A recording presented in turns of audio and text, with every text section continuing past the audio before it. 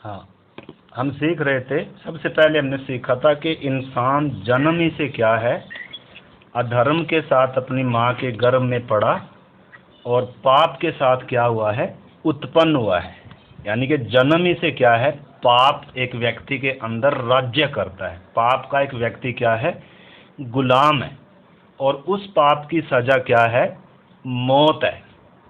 जब तक जिंदा है आत्मिक तौर पर मुर्दा है, जब एक शरीर की मौत आएगी और उसके बाद है अनंत काल की मौत।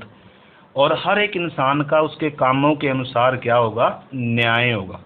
ठीक है ना, वो हमने पहली बार हमने सीखा था। उसके बाद हमने सीखा था, हम कल परसों सीख रहे थे कि 3 बातें आज उसमें हमने सीखी थी कि एक व्यक्ति अंधकार में पड़ा हुआ है, आत्मिक तौर पर अंधा है। ठीक है ना, जिसके ऊपर परमेश्वर की ज्योति चमकी।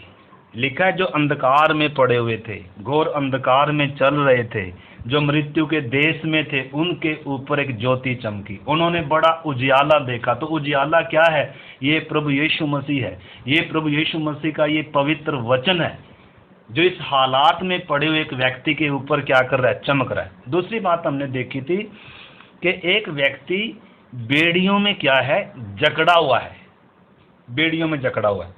ठीक है ना। और तीसरी बात आज हम देखेंगे, एक व्यक्ति जन्म ही से क्या है, मृत्यु के वश में पड़ा हुआ है। ठीक है ना। तो इस चीज को आज हम देखेंगे। तो आइए आप मेरे साथ निकालेंगे, हम परमेश्वर के वचन से उत्पत्ति 2 का 17 वचन हम पढ़ेंगे। उत्पत्ति की किताब 2 अध्याय 17 वचन।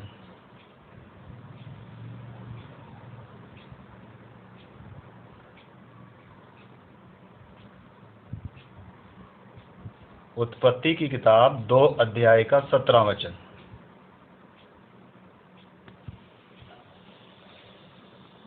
उसमें लिखा है, परमेश्वर ने आदम और हवा को बनाकर अदेन की वाटिका में रखा और परमेश्वर ने क्या दिया, आज्ञा दिया। क्या आज्ञा दिया? आवाज नहीं आ रही, कौन है ये? हम वो वचन पढ़ेंगे, यशाया की किताब, यशाया नबी की किताब 55 अध्याय का 10-11 वचन मैं पढ़ता हूँ। यशाया नबी और उसका 55 अध्याय का 10 और 11 वचन मैं पढ़ता हूँ। उसमें लिखा है, जिस प्रकार से वर्षा और हिम आकाश से गिरते हैं और वहां यों ही लौट नहीं जाते, वर्ण भूमि पर पड़कर उपज उपजाते हैं, जिससे बोने वाले को बीज और खाने वाले को रोटी मिलती है, उसी प्रकार से मेरा वचन भी होगा। लिखा है, जो मेरे मुख से निकलता है वह व्यर्थ ठहर कर मेरे पास न लौटेगा, परंतु जो मेरी इच्छा है उसे वो क्या करेगा, पूरा करेगा। और जिस काम के लिए मैंने उसको भेजा है उसे वह क्या करेगा, सफल करेगा, पूरा करेगा। यहाँ परमेश्वर का वचन कहता है सॉरी, जैसे आकाश से वर्षा गिरती है, लिखा है हिम गिरती है, उसी प्रकार एक बड़े उद्देश्य से गिरती है। लिखा है, जैसे वर्षा और हिम आकाश से गिरते हैं और यूं ही लौट नहीं जाते, बल्कि धरती पर भूमि पर पड़कर वो उपज उपजाते हैं, जिससे बोने वाले को तो बीज मिलता है और खाने वाले को अन्न मिलता है, उसी प्रकार से परमेश्वर का वचन भी है जो परमेश्वर के मुख से निकला है। ये जब एक व्यक्ति के पास आता है तो ये काम करता है। आपने समझना, आज हम इसके बारे में देखेंगे थोड़ा सा। लिखा है, जैसे वर्षा और हिम यूं ही लौट नहीं जाते, बल्कि धरती पर से उपज उपजाते हैं, फलवंत करते हैं, ताकि बोने वाले को बीज और खाने वाले को अन्न मिले, उसी प्रकार से परमेश्वर कहता है मेरा वचन भी होगा। मतलब एक मुर्दे व्यक्ति में जब ये वचन जाएगा वो मुर्दा जी उठेगा। आपने समझना, आज हम देख रहे हैं इंसान क्या है, मुर्दा है। ये हम कल पढ़ रहे थे यूहन्ना 5 अध्याय का 24-25 वचन में यीशु ने कहा, जो मेरा वचन सुनकर मेरे भेजने वाले पर विश्वास करता है, कि मानता है कि मैं उसकी ओर से आया हूं, लिखा है अनंत जीवन उसका है, वो मृत्यु के पार होकर जीवन में प्रवेश कर चुका है। लिखा है, वो समय आ गया कि आता है और आ गया कि मृतक मुर्दा लोग परमेश्वर के पुत्र का शब्द सुनेंगे, और जो सुनेंगे वो क्या हो जाएंगे, जी उठेंगे। यानी कि ये वचन क्या करेगा, काम करेगा। परंतु एक बात और हम इसमें देखते हैं, दूसरा कुरिन्थियों, एक और मैं उसमें से वचन पढ़ूंगा मिलाकर, दूसरा कुरिन्थियों 4 अध्याय का 3 और 4 वचन। दूसरा कुरिन्थियों और उसका 4 अध्याय और 3-4 वचन हम पढ़ेंगे। आज प्रार्थना के साथ अगर बैठेंगे, आज आपको हम बहुत ही आसानी से वचन समझने के लिए मिलेगा। दूसरा कुरिन्थियों 4 अध्याय का 3 से जब हम पढ़ते हैं, लिखा है, परंतु यदि हमारे सुसमाचार पर पर्दा पड़ा हुआ है तो यह नाश होने वालों के लिए ही पड़ा हुआ है। यदि इस सुसमाचार पर, इस उद्धार के संदेश पर, इस परमेश्वर की आवाज पर अगर पर्दा पड़ा हुआ है, यानी कि किसी की बुद्धि पर अभी भी पर्दा पड़ा हुआ है, लिखा है वो नाश होने वालों के ही बुद्धि पर पर्दा पड़ा हुआ है, क्योंकि यही क्रूस की कथा, यही उद्धार का संदेश, उद्धार पाने वालों के लिए तो ये परमेश्वर की सामर्थ है। उद्धार पाने वालों के लिए तो मुर्दे जी उठेंगे इसको सुनकर, उनकी आंखें खुल जाएंगी, उनको समझ में आ जाएगा कि उद्धार का वचन है और आज मेरी जरूरत उद्धार है। तो ऐसे विश्वास करने वालों के लिए यही उद्धार की कथा, यही क्रूस की कथा, यही सुसमाचार उनके लिए तो उद्धार का कारण है। परमेश्वर की सामर्थ है ये, जो एक व्यक्ति को बंधनों से, अंधकार से, शैतान की गुलामी से और मौत के वश से छुड़ाकर अमरता देता है। परंतु नाश होने वालों के लिए यही क्रूस की कथा, यही संदेश क्या भी है, नाश होने वालों के लिए व्यर्थ है, फालतू की बात है, मूर्खता की बात है। तो इसलिए मेरे प्यारे भाई बहनों, हमने समझना है, ये परमेश्वर, ये किसी इंसान का वचन नहीं है, ये मेरा वचन नहीं है, ये किसी पास्टर का वचन नहीं है, ये परमेश्वर का वचन है और ये हर एक पापी के लिए है। अगर उसके अंदर जाकर ये काम जरूर करेगा, या तो वो व्यक्ति इस वचन को सुनकर उद्धार पाएगा, या वो व्यक्ति इस वचन को सुनकर नाश के लिए क्या होगा, तैयार होगा। अगर समझ में नहीं आया तो बहुत बड़ा क्या है, खतरा। इसलिए हमें प्रार्थना के साथ मनुष्यों का वचन जानकर नहीं, बल्कि परमेश्वर का वचन जानकर इसको क्या करना है, सुनना है। ये परमेश्वर की आवाज है, ये आपके उद्धारकर्ता की आवाज है, ये आपके सृष्टिकर्ता की आवाज है। यीशु ने कहा ये आवाज लोग सुनेंगे, परमेश्वर के पुत्र का शब्द, इस वचन को जब लोग सुनेंगे वो मुर्दे क्या हो जाएंगे, जी उठेंगे। आज हम लाजर के बारे में देखेंगे। यीशु ने कहा, हे लाजर बाहर निकला। जैसे ही ये शब्द उस मरे हुए व्यक्ति के अंदर जाता है, वो व्यक्ति उसी समय जो मरा हुआ था उसके अंदर जीवन आता है। इस वचन में वो ताकत आपने समझना। तो आज हम देखेंगे शरीर में एक व्यक्ति मुर्दा है, उसकी किस दशा में वो पड़ा हुआ है, ठीक है ना। ये वचन उसके जीवन में कैसे काम करता है। लाजर शरीर में मुर्दा था और हम सब क्या थे, या एक इंसान जन्म ही से क्या है, पाप में आत्मिक तौर पर मरा हुआ है, मुर्दा है। तो एक शरीर में मरा हुआ है, उसके जीवन में वचन कैसे काम करेगा, उसकी हालत क्या थी, और एक जो आत्मिक तौर पर मुर्दा है उसकी हालत क्या है, उसके जीवन में ये वचन काम कैसे करता है। तो हम इसमें दो बातों को देखेंगे। एक के शरीर में काम हो रहा है जो शरीर में मरा हुआ है, एक के आत्मा में काम हो रहा है जो आत्मिक तौर पर क्या है, मरा हुआ है। परमेश्वर का वचन ही है, ये व्यर्थ नहीं जाएगा, ठीक है ना। तो जो भी मुर्दा इस वचन को सुनेगा, जैसे लाजर शरीर में मुर्दा था, उसने सुना और वो क्या हो गया, उसमें जीवन आ गया, ठीक है ना। तो वो बात हम देखेंगे। तो आपको मालूम है, सबसे पहले मैं आपको बता दूं, उत्पत्ति 2:17 में लिखा है, परमेश्वर ने आदम और हवा कहा, जिस दिन तुम फल खाओगे, यानी कि आज्ञा तोड़ोगे, यानी कि अपनी मनमर्जी से चलने का फैसला लोगे, उसी दिन तुम क्या हो जाओगे, निश्चय क्या हो जाओगे, मर जाओगे। आप 2:17 पढ़ लेना उत्पत्ति। और रोमियो 5:12 में जब हम पढ़ते हैं, लिखा है, एक आदम के द्वारा पाप जगत में आया और पाप के द्वारा क्या आई, मौत आई, और मौत सब मनुष्यों में क्या होगी, फैल गई। जितने भी आदम की संतानें हैं, जितने भी स्त्री और पुरुष से पैदा होते हैं, वो जन्म ही से क्या है, पाप के गुलाम हैं और पाप के कारण आत्मिक तौर पर मुर्दा है। ये दशा है हर एक इंसान की। इसलिए यीशु आया, मरे हुओं को जिलाने आया, मरे हुओं को जीवन देने आया। तो सबसे पहले यीशु जब तक क्रूस पर बलिदान नहीं हुआ, उस समय यीशु शरीर में काम करता था, बीमारों को चंगा किया, दुष्ट आत्माओं को निकाला, मरे हुओं को जिलाया। परंतु जब क्रूस पर कीमत दे दिया, उसके बाद प्रभु ने ये काम नहीं किए। आपने समझना, उसके बाद तो जो आत्मिक तौर पर मरे हुए उनमें जीवन डालने का काम आरंभ हो गया। आपने समझना, तो पहले शरीर में मरे हुए को जिंदा किया, और अब प्रभु आत्मिक तौर पर मरे हुओं के अंदर क्या करता है, जीवन डालता है। ठीक है ना। तो आज हम देखेंगे जो शरीर की तौर पर मरा था उसकी दशा क्या थी। सबसे पहले क्या था, वो मुर्दा है। लाजर क्या है, मुर्दा। हम देखेंगे यूहन्ना 11 अध्याय में उसकी पूरी घटना बाद में पढ़ना।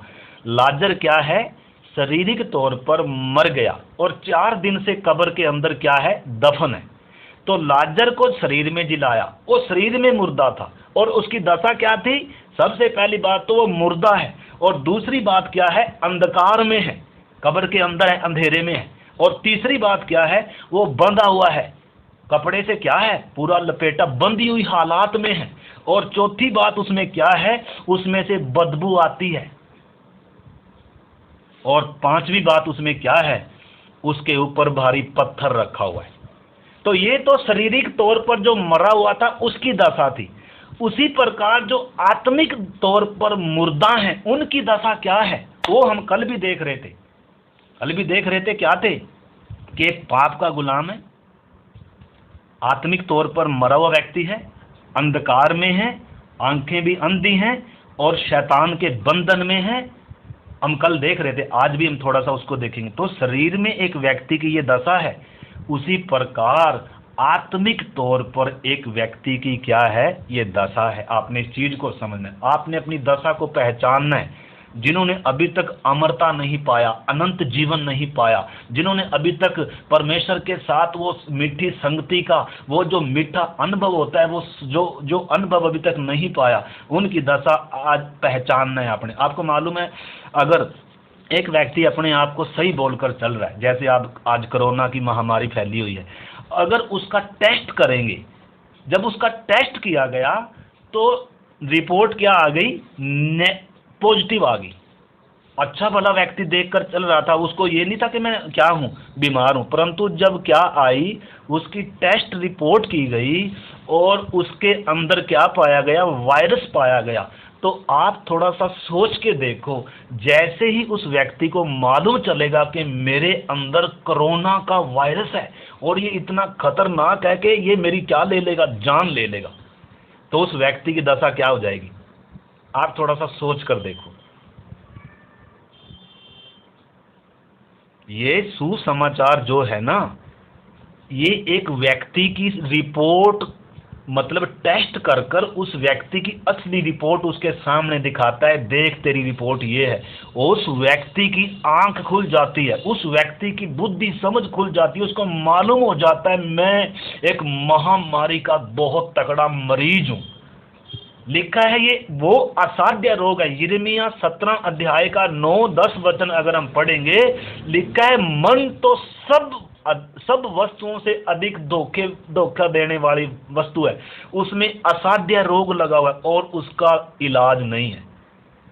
तो जब एक व्यक्ति को मालूम चलता है कि मैं गुनहगार एक पापी व्यक्ति हूं और इसका कोई इलाज भी नहीं है, वो उसके हाथ पांव ढीले पड़ जाते हैं, उसकी कमर के जोड़ ढीले पड़ जाते हैं। उसको जब मालूम हो गया मैं पापी और गुनहगार हूं और परमेश्वर का न्याय मेरे ऊपर है और मुझे अनंत काल का दंड मेरे ऊपर है, उस व्यक्ति को खाना अच्छा नहीं लगता, उस व्यक्ति को पीना अच्छा नहीं लगता, उस व्यक्ति को नींद नहीं आएगी। अगर एक शरीर में एक व्यक्ति को अगर कोरोना टेस्ट मालूम हो गया, अगर उसकी ऐसी दशा हो जाती है, तो शरीर में आत्मिक तौर पर जो व्यक्ति पापी है, जो व्यक्ति गुनहगार है, ये पूरा सबूत वचन ने दे दिया। और विवेक भी उसका सबूत दे रहा है कि मैं गुनहगार हूं। तो तीन बातें, विवेक उसको दोषी ठहरा रहा है, विवेक उसको असली हालत बता रहा है, और दूसरी बात ये पवित्र वचन दर्पण के तौर पर उस पापी व्यक्ति का चेहरा दिखा रहा है कि तू गुनहगार है, तू पापी है, तेरे ऊपर न्याय आने वाला है, मौत तेरे पीछे है, तू गुनहगार है, यीशु की मृत्यु का तू तूने निर्दोष का लहू बहाया, निर्दोष की उस मृत्यु का तू क्या है, और परमेश्वर के विरोध में जन्म ही से तू क्या करता रहा, पाप करता रहा। तो ये वचन भी उसको दोषी ठहराता है, उसका विवेक उसको दोषी ठहराता है, और पवित्र आत्मा उस अंधकार में बेडोल में उसको कायल करता है कि तू एक पापी और गुनहगार है। वो व्यक्ति टूट पड़ता है। देखो कैसे उद्धार का काम आरंभ होता है। चंगाई चंगुई कोसों दूर है, यहाँ चंगाई चंगुई का कोई विषय ही नहीं है। एक व्यक्ति की रिपोर्ट, पॉजिटिव रिपोर्ट हाथ में दे, ये तो जब वचन बताया जा रहा है, विवेक उसको दोषी ठहरा रहा है, विवेक रिपोर्ट दे रहा है कि तू गुनहगार है, तेरे ऊपर सजा है। ये वचन उसको क्या दे रहा है, उसको रिपोर्ट, उसका जैसे अल्ट्रासाउंड की रिपोर्ट देते हैं ना, अल्ट्रासाउंड करवाते हैं तब बहुत बीमारियों को पता चला, तेरा भला हो जाए, मेरे अंदर ये बीमारी है। उसका खाना पीना छूट जाता है, उसको ये रहता है फिर जब तक मैं इस बीमारी से छूटूंगा नहीं। कई तो ऐसे सदमे में मर भी जाते हैं। जब तक रिपोर्ट हाथ में नहीं आती तब तक तो लोग अच्छे भले होते हैं। शारीरिक तौर पर जब मालूम चल गया तेरा भला और मेरे अंदर इतनी बड़ी बीमारी है, कहीं तो इस सदमे में ही क्या हो जाते हैं, मर जाते हैं।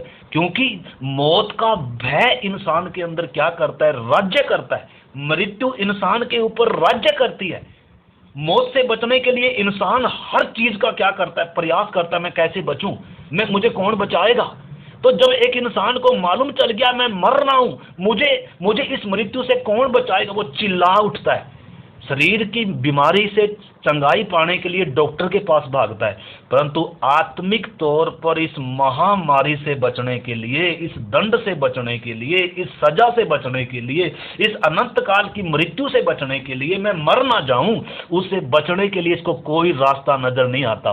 परंतु धन्यवाद हो, ये सुसमाचार, खुशखबरी क्या है, प्रभु यीशु मसीह कहता है मेरे पास आओ। जो मेरी शब्द सुनेगा, जो मेरे वचन को मानेगा, जो मुझ पर विश्वास करेगा, वो कभी नहीं मरेगा, वो कभी नहीं मरेगा, वो अनंत काल तक नहीं मरेगा। आज उसके बारे में हम देखेंगे। तो लाजर की दशा क्या है, मैं एक बार फिर से बताता हूं। लाजर मुर्दा है, मरा हुआ है शरीर में। दूसरी बात क्या है, अंधकार में पड़ा हुआ है, अंधेरे में है, कब्र के अंदर है। तीसरी बात क्या है, बंधा हुआ है, बंधी हुई दशा में है। चौथी बात क्या है, उसके अंदर से बदबू आती है, सड़ाहट आती है। और पांचवी बात, भारी पत्थर रखा हुआ है। तो इस दशा में है एक व्यक्ति। अब ये वचन आएगा एक व्यक्ति के अंदर। देखो ये वचन ने कैसे काम किया।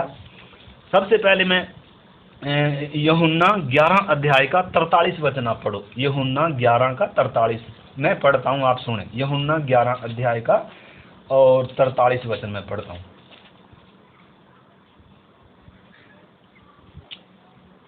यह कहकर उसने बड़े शब्द से पुकारा, हे लाजर निकल आ। जो मर गया था वह कफन से हाथ पांव बंधे हुए निकल आया और उसका मुंह अंगोछे से बंधा हुआ था। यीशु ने उसे कहा, उसे खोल दो और उसे जाने दो। आपने समझना, ये तो शरीर का मुर्दा है। आपको मालूम है कि जगह मत्ती 8 का अगर 21-22 पढ़ोगे उसमें लिखा है, एक यीशु मसीह के पास आया, प्रभु मैं तेरे पीछे चलूंगा, पहले मुझे मेरे बाप को गाड़ने दे। यीशु ने कहा मुर्दों को अपने मुर्दे गाड़ने दे। यानी कि शरीर में भी लोग मरते हैं, मरा है उसके विषय में बता रहा है यीशु। जो लिखा है मुर्दों को मुर्दे गाड़ने दे, यानी कि तो शरीर में मरा हुआ है और बाकी आत्मा में मरे हुए हैं।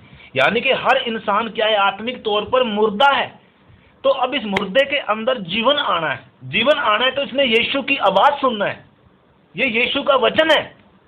यीशु क्या कहता है, जैसे लाजर के कान में उस मरे हुए व्यक्ति के अंदर यीशु की आवाज गई।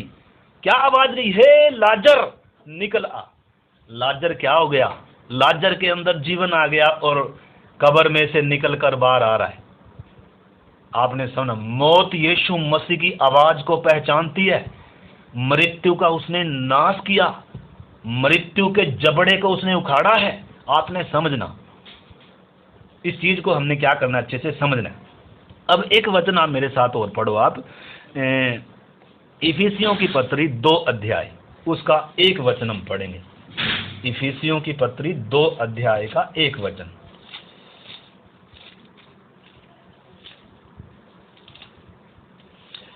उसने तुम्हें भी जिलाया जो अपने अपराधों और पापों के कारण मरे हुए थे।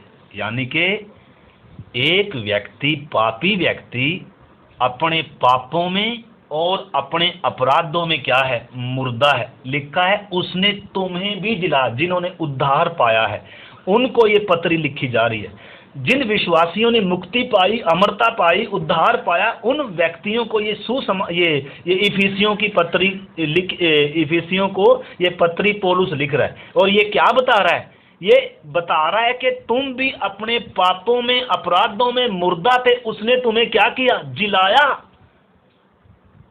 तो इधर हम देखेंगे यीशु मसीह, विश्वास करने का मतलब क्या है, उद्धार का मतलब क्या है। एक मुर्दा व्यक्ति के अंदर जीवन आता है, और जब जीवन आता है, जैसे अब लाजर कब्र के अंदर ही बैठा हुआ नहीं है, वो निकल कर आएगा। जिसके अंदर जीवन आएगा उसमें परिवर्तन आएगा। आपने चीज को अच्छे से पहचानना है। अगर जीवन आया है तो आप कब्र में रह नहीं सकते। आप कब्र के अंदर कभी भी उस पुरानी दशा में, पुरानी हालात में कभी भी जीना नहीं चाहेंगे। एक दिन भी आप उस हालत में रहना नहीं चाहेंगे। एक दिन भी, जिस दिन आपके अंदर ये वचन आपकी आत्मा में जीवन डालेगा, आपकी मरी हुई आत्मा में जीवन जिस दिन आएगा, जिस दिन आपको यीशु मसीह का आवाज जिस दिन पहचान लिया, जिस दिन आपने अपनी दशा को पहचान लिया, उसी दिन आपके जीवन में क्या आएगा, एक परिवर्तन आएगा। आप पुरानी दशा में जी नहीं सकते। अब लाजर जिसके अंदर जीवन आ गया, जो मुर्दा था, क्या वो कब्र में बैठा रहेगा, बदबू की जगह अंधकार में बंधी हुई दशा में रहेगा? आप बताओ, रहेगा? बिल्कुल भी नहीं रहेगा। जिसके अंदर जीवन आ जाता है ना, जिसकी आंखें खुल जाती है ना, जिसकी बुद्धि खुल जाती है ना, जिसके हाथ में कोरोना की पॉजिटिव रिपोर्ट उसके हाथ में मिल जाती है ना, उसके तो जब वो तो क्या करता है, मुझे कौन बचाएगा। जब तक उसका इलाज नहीं हो जाता, जब तक वो क्या नहीं करेगा, उसको चैन नहीं आएगा, उसका रोटी खाना छूट जाएगा।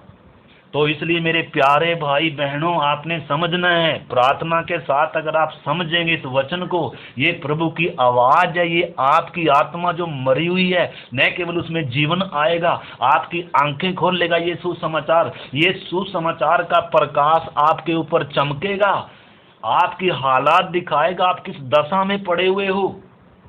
और प्रभु यीशु मसीह आपको न केवल जिलाने आया, न केवल अमरता देने आया, पाप की गुलामी से, मौत के भय से छुड़ाकर आपको परमेश्वर के साथ मेल कराने के लिए आया।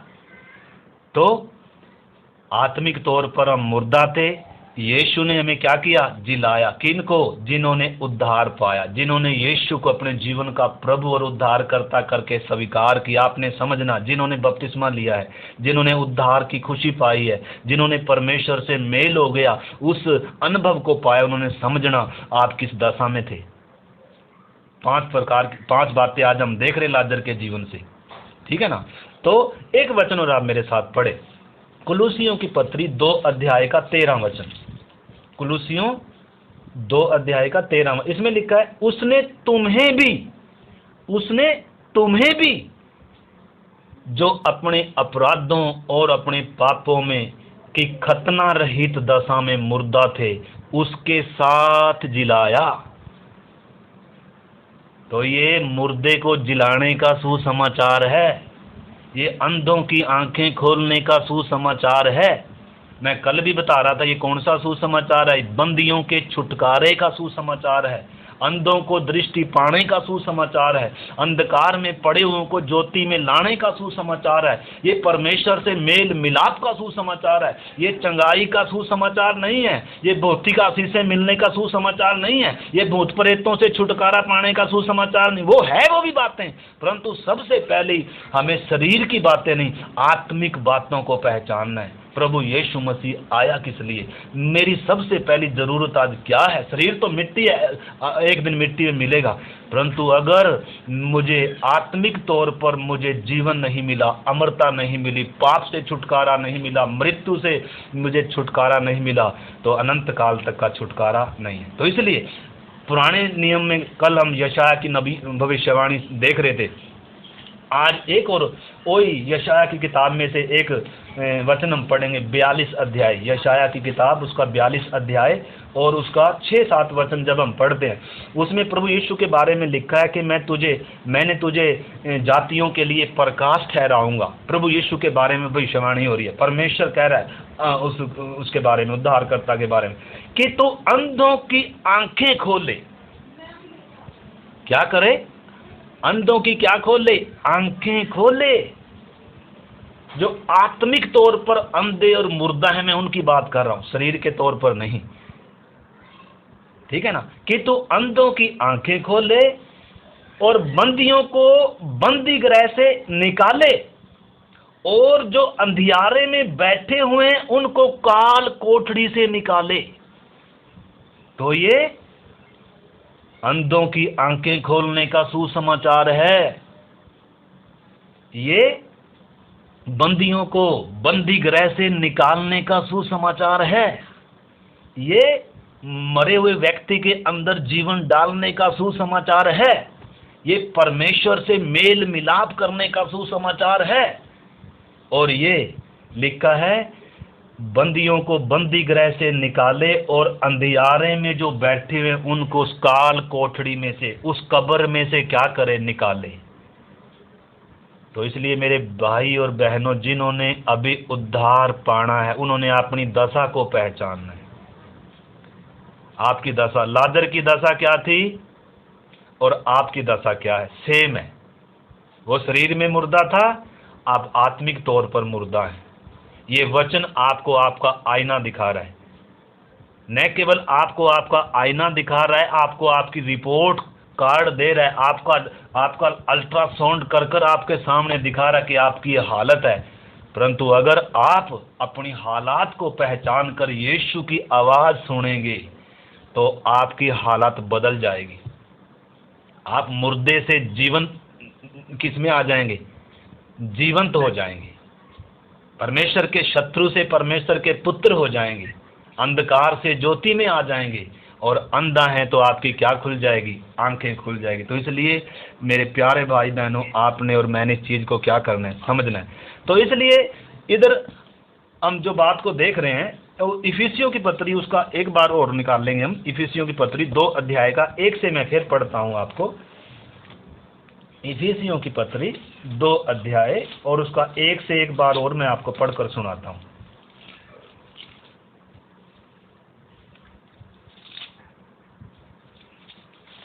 या कुलुसियों में थोड़ा सा वचन छूट गया, पहले हम कुलुसियों भी पढ़ लेंगे। कुलुसियों में पूरा नहीं हमने पढ़ा। लिखा है उसने तुम्हें भी जो अपने अपराधों और पापों में लिखा है अपने शरीर की खतना रही दशा में मुर्दा थे, उसके साथ जिलाया और हमारे अपराधों को क्षमा किया, और विधियों का वह लेख जो हमारे नाम पर था और जो हमारे विरोध में था उसको क्या कर दिया? मिटा डाला, और उसे क्रूस पर कीलों से जड़कर सामने से क्या कर दिया? हटा दिया, उस भारी पत्थर को। आपने समझना, यीशु मसीह की आवाज गई मुर्दे के अंदर, मुर्दे में जीवन आ गया। सबसे पहले क्या हटाया गया? पत्थर हटाया गया। आपको मालूम है इससे पहले कि आप तक ये आवाज पहुंच रही है, भारी पत्थर हटा दिया गया है, कीलों से जड़कर उसे सामने से हटा दिया, जो विरोध में था, जो दीवार थी परमेश्वर के और आपके बीच में। तो लिखा है विधियों का वह लेख जो हमारे नाम पर और हमारे विरोध में था उसको मिटा डाला और उसे क्रूस पर कीलों से जड़कर सामने से हटा दिया। जैसे कहा यीशु ने, इसका पत्थर क्या कर दो? हटा दो। उसको क्या कर दिया गया, हटा दिया। और लिखा है और उसने प्रधानताओं और अधिकारों को ऊपर से उतार कर उनका खुल्लम खुल्ला तमाशा बनाया और क्रूस के द्वारा जय जयकार की ध्वनि सुनाई। यानी कि जैसे लाजर में जीवन आया, भारी पत्थर हट गया और वो जो अंधकार में था अब ज्योति में आ गया। वो जो शरीर में अंधा था, बहरा था, वो अब देखने लगा, सुनने लगा, अब ज्योति में आ गया। अब वो बाहर निकल कर आ रहा है, अब उसके बंधन खोल दिए गए। और प्रभु यीशु क्या कह रहा है, इसको खोल कर उसको क्या करने दो, जाने दो। तो ये दशा थी उसकी, इस हालत में आ गया और हम भी इसी दशा में आ गए। इसलिए परमेश्वर का वचन इफिसियों 2 का, अगर हम 1 से मैं फिर से पढ़ना चाहूंगा, इफिसियों 2 उसका 1 से। इधर लिखा है उसने तुम्हें भी दिलाया जो अपने पापों और अपराधों में मुर्दा थे। लिखा है जिनमें पहले जब आप मुर्दा हैं, जब एक व्यक्ति मुर्दा है वो पहले क्या करता है। लिखा है जिनमें पहले तुम इस संसार की रीति पर चलते हैं। जिनको जिलाया गया उनको बताया जा रहा है कि पहले तुम संसार की रीति पर चलते थे, पहली बात। दूसरी बात, आकाश के अधिकार के हाकिम अर्थात उस शैतान की आत्मा के अनुसार चलते थे जो आज भी आज्ञा न मानने वालों में क्या करता है, काम करता है। मतलब परमेश्वर का वचन बता रहा है पहले तुम जब मुर्दा थे, या आज जो एक व्यक्ति मुर्दा है उसकी दशा क्या है, वो संसार की रीति पर चलता है। वो न केवल अंधकार में है, न केवल मुर्दा है, न केवल बंधा हुआ है, न केवल वो क्या है उसमें से बदबू आती है, भारी पत्थर भी उसके ऊपर रखा हुआ है, कोई उम्मीद भी नहीं है ये जी उठेगा, मृत्यु के वश में है, मृत्यु ने जकड़ कर रखा हुआ है, बंधन में है। परंतु जब यीशु मसीह उस व्यक्ति को जिलाता है तो उस व्यक्ति के लिए क्या बताया जा रहा है, पहले तो इस संसार की रीति पर आकाश के अधिकार के हाकिम अर्थात उस शैतान की आत्मा के अनुसार चलता था, जो आज्ञा न मानने वालों में आज भी वो शैतान क्या करता है, काम करता है। अगर आज आप यीशु मसीह की, परमेश्वर की आज्ञा को नहीं मानते, यीशु की आज्ञा है, परमेश्वर की आज्ञा, मन फिराओ और इस सुसमाचार पर क्या करो, विश्वास करो। अगर आप आज्ञा नहीं मानते परमेश्वर, जो भी व्यक्ति सुसमाचार को, इस वचन को, इस उद्धार के संदेश को स्वीकार नहीं करता, उसके अंदर मृत्यु भी राज्य करती है, पाप भी राज्य करता है और अंधकार का हाकिम शैतान भी क्या करता है, काम करता है। तो ये दशा है एक व्यक्ति की। लिखा है आज भी कार्य करता है। इनमें हम भी सब के सब पहले अपने शरीर की लालसाओं में दिन बिताते थे। जिस व्यक्ति के अंदर जीवन नहीं आया वो व्यक्ति आज भी संसार की रीति पर, शैतान के अधिकार में और मृत्यु के वश में, और लिखा अपने शरीर की लालसाओं में क्या बिताता है, दिन बिताता है। आत्मिक आनंद नहीं लेता। जब तक एक व्यक्ति के अंदर उसकी आत्मा में जीवन नहीं आता, उस व्यक्ति की दशा क्या है, वो व्यक्ति संसार की रीति पर चलता है, शैतान के अधिकार में रहता है, बंधा हुआ है, गुलाम है, पाप का गुलाम है, शैतान का गुलाम है, और मृत्यु उसके ऊपर राज्य करती है। और कैसे जीता है वो, शरीर की लालसाओं में दिन बिताता है। इधर बताया जा रहा है, लिखा है जब हमने उद्धार नहीं पाया था, जब हम जिलाए नहीं गए थे, हम भी ऐसे ही थे, हम भी अपने शरीर की लालसाओं में दिन बिताते थे। और लिखा है और शरीर और मन की इच्छाएं क्या करते थे, पूरी करते थे। आज यही तो दशा एक व्यक्ति की, क्योंकि अंदर आनंद नहीं है, परमेश्वर के साथ की संगति नहीं है, वो जो सच्ची खुशी एक व्यक्ति के अंदर नहीं है, इसलिए शरीर की खुशी में, शरीर की बातों में, मन और शरीर की इच्छाओं को पूर्ति करने में लगा हुआ है और मुर्दा है, शैतान के वश में है और पाप का क्या है, गुलाम। और उस व्यक्ति को एहसास भी नहीं है, उस व्यक्ति को एहसास भी नहीं है मेरी ये दशा क्या है। परंतु जिस दिन मैंने बताया, जिस दिन जैसे कोरोना की रिपोर्ट एक व्यक्ति को पॉजिटिव मिल जाती है, उसके हाथ में उसका होश उड़ जाते हैं, उसी प्रकार जिस दिन ये सुसमाचार एक व्यक्ति सुनता है, उसको मालूम चलता है सबसे पहले कि मैं एक पापी गुनहगार हूँ, मुझे उद्धार की ज़रूरत है। और जैसे ही वो यीशु मसीह की आवाज़ को या सुसमाचार को सुनता है, विश्वास करता है, उसको सिर्फ ये उसकी असली तस्वीर ही सिर्फ दिखाता नहीं है, उसको क्या भी देता है, जीवन भी देता है। जैसे लाजर को उसने पुकारा, वो एक एक को नाम लेकर पुकारता है और एक एक के अंदर क्या डालता है, वो जीवन डालता है। इसलिए कल भी हम सीख रहे थे, यीशु कहता है, हे सब बोझ से दबे हुए लोगों, हे सब परिश्रम करने वाले लोगों, मेरे पास आओ, मैं तुम्हें क्या दूंगा, जीवन दूंगा, मैं तुम्हें विश्राम दूंगा, मैं तुम्हें सच्ची शांति दूंगा। जैसे संसार देता है वैसे नहीं, मैं तुझे अपनी शांति दूंगा। और जो मुझ पर विश्वास करेगा, लिखा है, वो अनंत काल तक कभी मरेगा नहीं, अनंत काल तक नहीं मरेगा। वो मृत्यु से पार होकर जीवन में प्रवेश कर चुका है।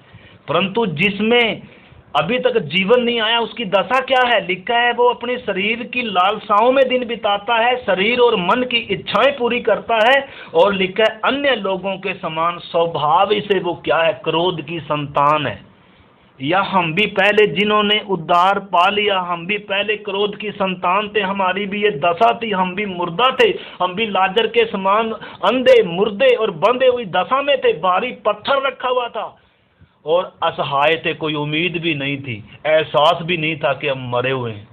इसलिए मेरे प्यारे भाई बहनों, आपने समझना है, प्रभु यीशु मसीह क्या कहता है, कहता है लोग, मुर्दा लोग। लिखा है, मैं एक वचन और पढ़ना चाहता हूँ, कल भी हमने पढ़ा था, एक बार और मैं यूहन्ना 5 अध्याय का 24-25 वचन पढ़ेंगे।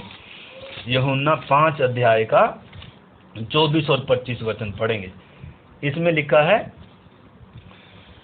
मैं तुमसे सच सच कहता हूँ, जो मेरा वचन सुनकर, क्या आज आप यीशु मसीह का वचन सुन रहे हैं?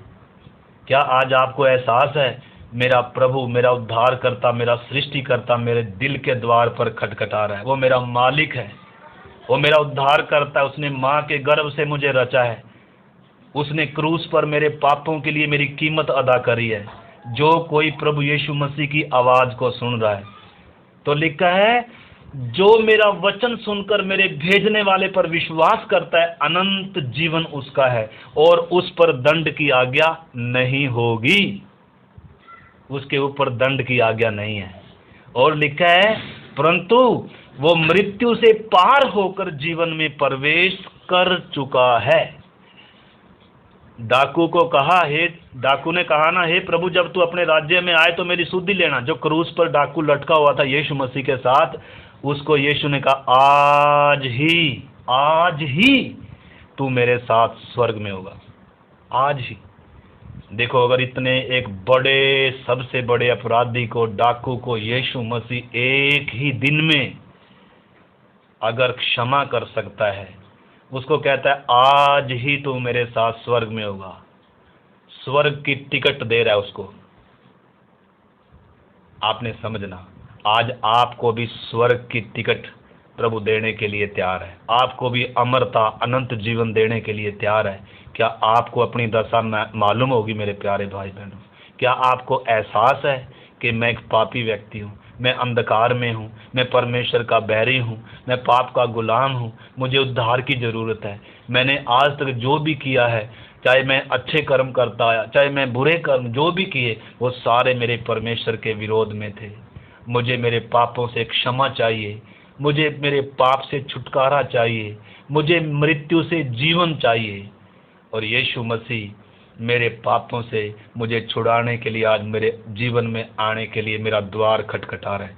अगर किसी को एहसास होता है आपकी ये दशा है, तो आज ही प्रभु आपको स्वर्ग की टिकट देने के लिए क्या है, तैयार है। आज ही वो डाकू के समान, मरते मरते डाकू के समान, जो क्या कह रहा है, हे प्रभु, जब तू अपने राज्य में आए तो मेरी क्या करना, शुद्धि करना। प्रभु ने कहा, आज ही तू मेरे साथ किधर होगा, स्वर्ग में होगा। आपने इस चीज को समझना है। तो इसलिए एक वचन और मैं पढ़ना चाहता हूं, इसी यूहन्ना का 11 अध्याय 25 और 26 वचन। जिस 11 अध्याय में यीशु ने लाजर को जिलाया, उसी 11 अध्याय आप बाद में पढ़ना अच्छे से। इसमें लिखा है, यीशु कहता है, मैं 25 से पढ़ता हूँ, लिखा, यीशु ने कहा, उनसे कहा, पुनरुत्थान और जीवन मैं ही हूँ। जो कोई मुझ पर विश्वास करता है वह यदि मर भी जाए तो भी वो जिएगा। लिखा है, यदि कोई शरीर में मर भी जाएगा ना, तो भी वो आत्मा में कभी क्या नहीं होगा, मरेगा नहीं। लिखा है जो कोई मुझ पर विश्वास करता है यदि वो मर भी जाए तो भी वो जिएगा, और जो कोई जीवित है और मुझ पर विश्वास करता है वह अनंत काल तक कभी नहीं मरेगा, अनंत काल तक कभी नहीं मरेगा। और लिखा है, क्या आप इस चीज पर विश्वास करते हैं?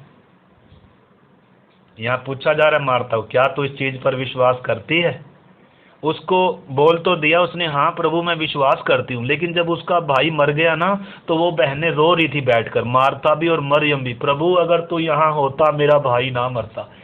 यीशु मसीह उधर आकर कब्र के पास कह रहा है, कहाँ रखा है तुमने उसको? अके वो तो कब्र में है, और उसको तो मरे 4 दिन हो गए, उसमें तो क्या आ रही है, बदबू आ रही है। तो यीशु मसीह उधर उसके पास जा रहा है, उस मरे हुए के पास, कब्र के पास यीशु मसीह जा रहा है। आपके पास, मुर्दा व्यक्ति के पास चलकर यीशु मसीह आ रहा है। हम पापी, अधर्मी, गुनहगार थे, परमेश्वर के जो शत्रु थे, बैरी थे, क्रोध की जो संतान थे, अधर्मी थे, गुनहगार थे, पापी थे, हम पापियों के द्वार तक यीशु मसीह आया, हमें आवाज दे रहा है। क्रूस की तरफ आप देखें नजर उठाकर, आपके लिए कितनी बड़ी कीमत अदा की गई है। क्या आप अपने जीवन को स्वीकार करते हैं कि हाँ प्रभु मैं एक पापी गुनहगार हूँ? प्रभु आज अगर आपको ये सुसमाचार, अगर आपको ये अल्ट्रासाउंड कर कर आपका चेहरा, आपका जीवन आपको दिखा रहा है कि आपकी दशा ये है, जैसे लाजर की दशा थी वैसे ही आज आपकी दशा है। जिन्होंने उद्धार नहीं पाया, जिन्होंने मुक्ति नहीं पाई अभी तक, आपकी दशा उस लाजर के समान है जो शरीर में मुर्दा था। आपकी आत्मिक तौर पर यह दशा है। आज यीशु मसीह का आवाज सुने, आज उसकी आवाज को पहचाने। प्रभु कहता है, मेरी भेड़ मेरा शब्द पहचानती है, मेरी भेड़ मेरा शब्द पहचानती है और वो मेरे पीछे हो लेती है, और मैं उसे अनंत जीवन देता हूँ और कोई उसे मेरे हाथ से छीन नहीं सकता है, और मैं उसे अनंत जीवन देता हूँ, और मेरी भेड़ मेरे पीछे पीछे चलती है। इसलिए जो भी अपने सच्चे चरवाहे की आवाज़ को पहचान लेता है, जो भी यीशु मसीह मेरा परमेश्वर है कर कर पहचान लेता है, भले ही दुनिया के लिए एक क्रूस पर नंगा लटका है, इसके मुंह पर थूका होगा लोगों ने, कोड़े मारे हैं, लेकिन ये ही यीशु मसीह को मैं अपना परमेश्वर कर कर, अपना प्रभु कर कर, अपना उद्धारकर्ता कर कर, अपना छुड़ाने वाला कर कर, मैं इसको क्या करता हूँ, स्वीकार करता हूँ। प्रभु मेरे जीवन में आ, तू मेरे जीवन का प्रभु और उद्धार करता है। प्रभु मैं आज व्यक्तिगत तौर पर इस चीज को स्वीकार करता हूँ, मैं अपने पापों को मानता हूँ, मन फिराता हूँ। प्रभु मैं तेरे पास आता हूँ, मैं अपना द्वार तेरे लिए खोलता हूँ। भले ही दुनिया ने तुझे स्वीकार नहीं किया, प्रभु मुझ पापी पर तू दया कर। प्रभु मेरे पापों से मुझे शुद्ध कर, और मेरे जीवन का प्रभु होकर, परमेश्वर होकर, उद्धार करता होकर मेरे जीवन में तू राज्य कर। मैं सबसे बढ़कर तुझे प्यार करूंगी, सबसे बढ़कर मैं तुझे अपने जीवन में स्थान दूंगा और दूंगी। प्रभु कोई नहीं जो मुझ पापी को छुड़ाता, कोई नहीं जो मुझ पापी के लिए मरता। प्रभु आज मेरी आंखें तूने खोली, मेरी समझ तूने खोली। प्रभु मुझ पापी के लिए मेरा सृष्टिकर्ता परमेश्वर सृजनहार इंसान बनकर आया, उसने मेरे लिए सारे दुख सहे। उसको ज़रूरत नहीं थी भूखा रहने की, उसको ज़रूरत नहीं थी इस तरीके से मरने की। आप यीशु मसीह के जीवन को पढ़ो, जैसे दुख तकलीफ़ों से हम गुजरते हैं, यीशु मसीह भी इन तकलीफ़ों से गुजरा। किसके लिए? वो निर्दोष था, वो निष्कलंक था, पापियों के लिए, अधर्मियों के लिए, हम गुनहगारों के लिए इतना प्यार किया। वो झुककर आया, अपने आप को दीन किया ताकि मैं और आप बच जाएं। क्या आज आप अपने पापों का एहसास करेंगे? क्या आज अपने उद्धारकर्ता को पहचानेंगे? क्या आज आज अपने चरवाहे की आवाज़ को पहचानेंगे? आज वो आपको पुकार रहा है। इसलिए मेरे प्यारे भाई बहनों, जिन्होंने भी अभी अभी तक प्रभु यीशु को अपने जीवन का व्यक्तिगत उद्धारकर्ता करके स्वीकार नहीं किया, प्रभु कर कर स्वीकार नहीं किया, ज़्यादा समय ना गवाएं, ज़्यादा समय ना गवाएं। इस उद्धार के प्रति निश्चिंत ना रहें। लिखा है, ऐसे बड़े उद्धार से निश्चिंत रहकर हम कैसे बच सकते हैं? तो स्वर्ग जाने के लिए नहीं सिर्फ, नरक से बचने के लिए नहीं सिर्फ, परमेश्वर के प्यार को पहचाने। यीशु ने मुझ पापी से कितना प्यार किया।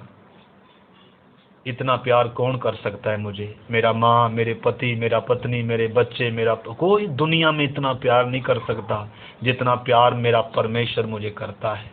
मुझ पापी को बचाने के लिए उसने क्या कुछ नहीं छोड़ा, क्या कुछ नहीं उसने सहा। मेरे उद्धार के लिए सारी कीमत उसने चुकाई। सजा मेरी थी, गुनाह मेरे थे, अधर्मी मैं था, दोषी मैं था, दंड मुझे मिलना था। वो क्रूस पर मेरा जगह था, मुझे मरना था उस जगह में, मैंने तड़पना था उस आग में। लेकिन प्रभु यीशु मसीह मुझ पापी के लिए तूने सजा उठाई। प्रभु मैं अपने पापों को आज मानता हूँ, स्वीकार करता हूँ, अपने पापों से मन फिराता हूँ। प्रभु मेरे जीवन में आ, मुझे शुद्ध कर, मुझे छुड़ा। मुझे प्रभु जीवन दे। मुझे प्रभु तेरे पीछे चलने के लिए तेरी आत्मा से भर। प्रभु हर दिन मैं तेरे साथ चलूं, तेरे पीछे चलूं और प्राण देने तक मैं विश्वास योग्य रहूं। प्रभु आज मैं तुझे अपने जीवन का प्रभु कर कर और उद्धार करता कर कर स्वीकार करता हूं। चाहे समाज मुझे स्वीकार ना करे, चाहे मुझे अपने मेरे घर के स्वीकार नहीं करें प्रभु, लेकिन प्रभु तूने मुझे स्वीकार किया। मैं इसको बहुत धन्य सौभाग्य समझता हूँ। प्रभु चाहे दुनिया मुझे त्याग दे, लेकिन तूने मुझे स्वीकार किया। मैं दुनिया का धन्य व्यक्ति हूँ। प्रभु इस बात को हरेक को पहचानने के लिए सहायता कर, सहायता कर, सहायता कर। प्रभु मेरे प्यारे भाई बहनों, प्रार्थना कर रहे हो, जैसे लाजर कब्र में बैठा हुआ नहीं रहा, लाजर बाहर आ गया, लाजर के बंधन खोल दिए गए। और आगे हम देखेंगे, अभी समय नहीं है हमारे पास, जब ये लाजर जी उठा तो ये क्या करता है। और उसी प्रकार जब एक व्यक्ति की आंखें खुल गई, जीवन आ गया, वो क्या करता है। ठीक है ना। लाजर अब हम आगे देखेंगे फिर अगर समय मिलेगा तो, जिसको जिलाया गया, बंधन खुले गए, जिसमें जीवन आ गया, अब वो यीशु के साथ भोजन कर रहा था। 12 अध्याय में आप पढ़ेंगे।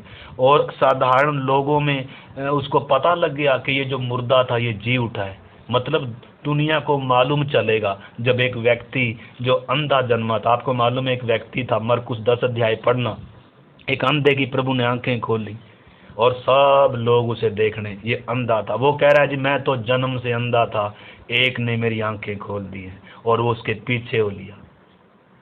यानी कि लोग गवाही देंगे, लोग देखेंगे ये पापी, ये व्यक्ति जैसे पहले चलता था अब ऐसे नहीं चलता। जिसकी आंखें खुल गई है ना, आपको मालूम अंधा व्यक्ति कैसे चलता है? ऐसे चलता है, डंडे से ऐसे चलता है, ऐसे खटखटा, ऐसे टटोलता है।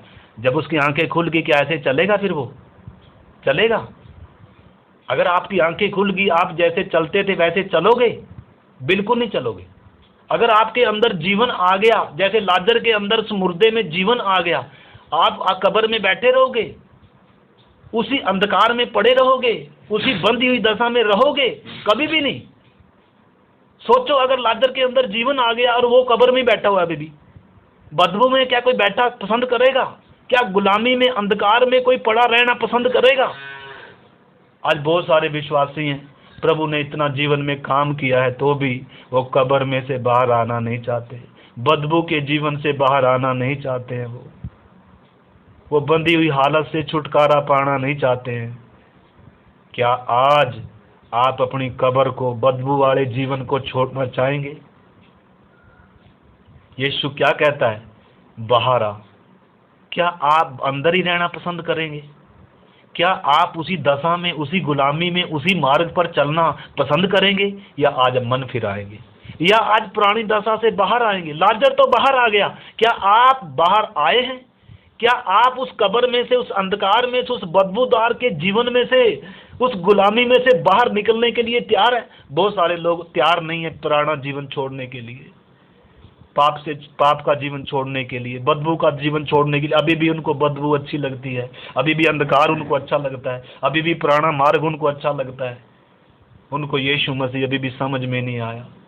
मेरे प्यारे भाई बहनों, जो क्रूस के पास आता है, जिसने क्रूस पर यीशु को देख लिया, जिसकी आंखें खुल गई, क्रूस के पास आकर ही एक व्यक्ति के बंधन खुल जाएंगे।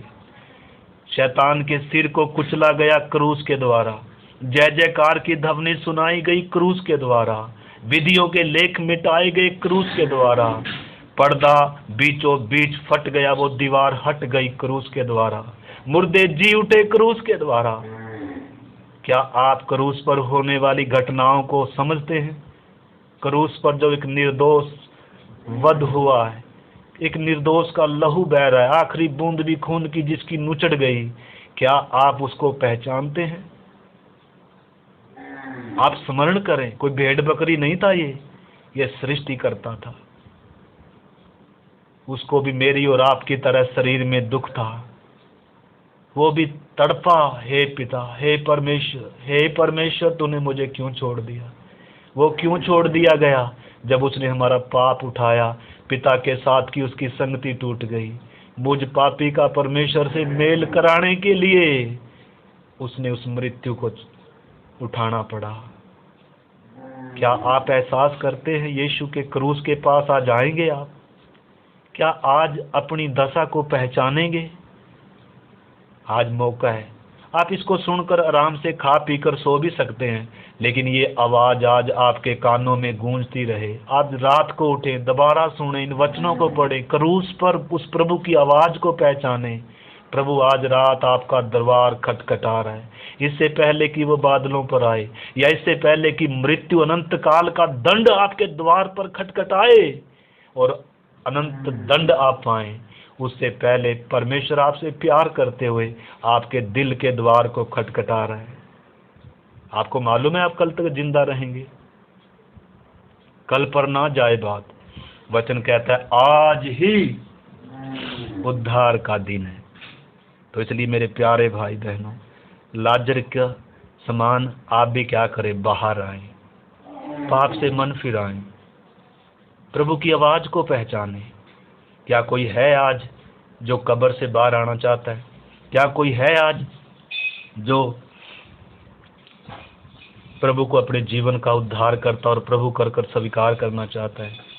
आज प्रार्थना कर सकते हैं आप। आइए हम प्रार्थना करें। पिता परमेश्वर, आपके धन्यवाद आपके महान प्रेम के लिए।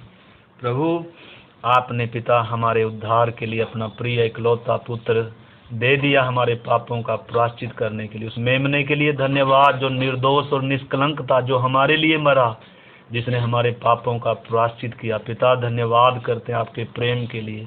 प्रत्येक सुनने वाले के जीवन में प्रभु तेरा वचन, तेरी आवाज काम करे। पवित्र आत्मा, विवेक और ये सत्य उस व्यक्ति को कायल करे प्रभु, ताकि वो अपनी आत्मिक हालात को पहचान ले। प्रभु, जैसे लाजर को शारीरिक दशा में वो मुर्दा था और उस हालत में था, हर एक व्यक्ति प्रभु आत्मिक दशा को पहचान कर आपकी आवाज को स्वीकार करने पाए प्रभु, और आपको अपने व्यक्तिगत जीवन का प्रभु उद्धार करता स्वीकार करने पाए। अमरता, अनंत जीवन पाए प्रभु, नाश ना हो जाए प्रभु, दया कर। आपके हाथ में सौंपते हैं पिता। धन्यवाद के साथ प्रार्थना को यीशु मसीह के नाम से मांगते हैं। अब हमारे पिता का प्रेम, प्रभु यीशु मसीह का अनुग्रह, पवित्र आत्मा की संगति और सहभागिता हम सबों के साथ प्रभु के आगमन तक होते ही रहे। जय मसीह की। मारानाथा।